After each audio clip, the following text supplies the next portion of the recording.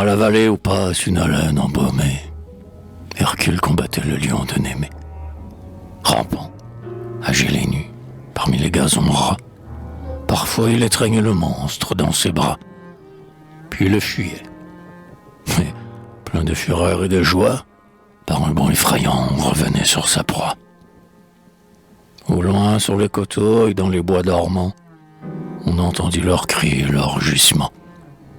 Il était à la fois de héros et de bêtes, mêlant leurs durs cheveux, entrechoquant leurs têtes, hurlant vers la clarté des cieux qui nous sont chers, avec la griffe longue ensanglantant leur chair. Haletants, ils ouvraient leurs deux bouches pensives, montrant dans la clarté leurs dents et leurs gencives. Puis, vautrés l'un sur l'autre, ils tombaient en roulant, sur les pentes en fleurs, dans le sable sanglant. Enfin, d'un cri sauvage effrayant les ravines, Hercule prit le monstre entre ses mains divines. Alors il lui serra si durement le cou que le lion sentit la mort dans son œil fou. Il vit passer sur lui le flot noir de l'Averne. Le héros le traîna jusque dans sa caverne.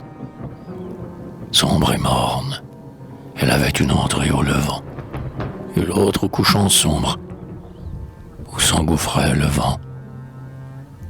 Hercule, contenant d'une main rude et forte le lion qui voulait bondir vers cette porte, prit un quartier de roche avec son autre main et la boucha. Puis, d'un long effort surhumain qui fit craquer les os de l'horrible mâchoire et jaillir un sang rouge entre ses dents d'ivoire, il étouffa le monstre.